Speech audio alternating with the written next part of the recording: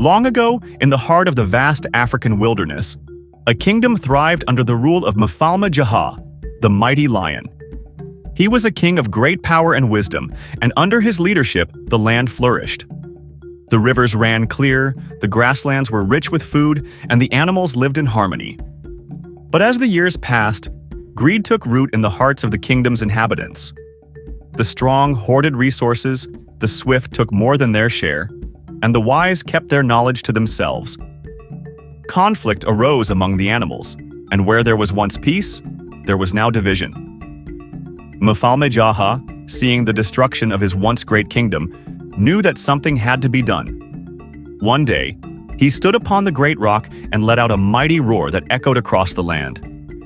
"The kingdom has lost its way," he declared. "Strength alone will not save us, nor will speed or cunning. Only wisdom can restore what has been broken. I issue a challenge. Whoever brings me the greatest wisdom shall become my royal advisor and help me restore balance to the land." The news spread quickly, and soon, animals from all over the kingdom came forward, eager to prove their wisdom. Among them were three of the strongest contenders: Tembo the elephant, Kifaru the rhino, and Nyoka the snake. "I shall win," boasted Tembo.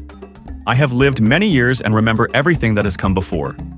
My wisdom lies in my memory." "No," Kifaru argued, stomping his foot. "Only the strong can rule. Wisdom without strength is worthless."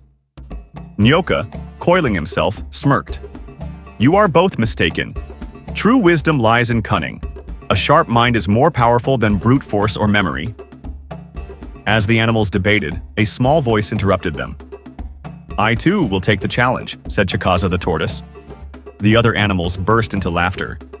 "You!" Kifaru scoffed. "What wisdom can a slow and fragile creature like you possibly offer?" "We shall see," Chakaza said simply, his expression calm. The trials begin. Mfalme Jaha led the competitors to the first challenge, a vast field of dry grass where a fierce wind stirred.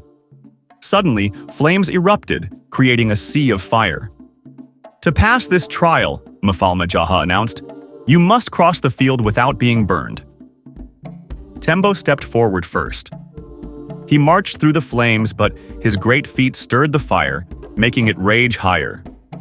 The heat became unbearable and he was forced to retreat. Kifaru charged through, believing his thick skin would protect him, but the fire licked at his legs, forcing him to turn back.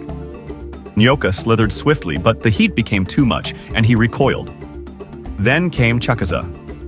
He moved slowly, observing the fire, then dug into the earth and covered himself in cool, wet mud before walking calmly through the flames, untouched. "Fire cannot burn what is already cool," he said as he reached the other side. Mfalme Jaha nodded approvingly, and the other animals watched in stunned silence. The second trial was the River of Shadows, a deep, dark river where crocodiles lurked beneath the surface. "To pass this trial," Mfalme Jaha said, "you must cross the river without being eaten." Tembo tried first, stepping into the water, but it was too deep for his heavy frame. He struggled to keep his footing and was forced back to shore. Kifaru attempted to swim, but his weight made him sink, and he barely made it out before a crocodile snapped at him. Nyoka slithered onto a floating branch, but the river was wide, and a lurking crocodile tipped him into the water, forcing him to retreat. Chakaza, watching carefully, found a floating log and climbed onto it. Instead of fighting the river, he let the current carry him across safely. "The river does not fight the current," he said. "Neither should we." The final trial took place at the foot of the Great Rock, where all the animals gathered to hear the last challenge. "Tell me," Mfalme Jaha said, his voice deep and commanding, "what is the greatest wisdom?" Tembo spoke first. "Memory is the greatest wisdom," he said. "For those who remember the past shape the future." Kifaru shook his head.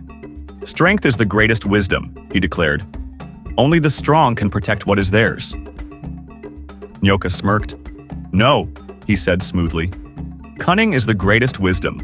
With a sharp mind, one can bend fate to their will." Mfalme Jaha turned to Chakaza. The tortoise took a deep breath before speaking. The greatest wisdom, Chakaza said, is knowing that alone we fall, but together we rise. A hush fell over the animals. Mfalme Jaha let out a mighty roar. Chakaza has spoken the greatest truth. Alone we crumble, but together we thrive. From this day forward, he shall be my royal advisor. The animals cheered. The kingdom, once divided, now began to heal. The lesson of the tortoise. As time passed, the land flourished once more. The animals learned to share their knowledge and resources, understanding that wisdom was not found in strength, memory, or cunning alone, but in unity. And so, the wisdom of the tortoise became the wisdom of the land. For in unity there is strength. And true leaders are not the biggest nor the strongest, but the wisest.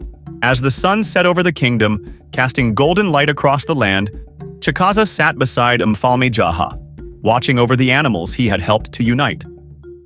For though he was small, his wisdom was greater than them all.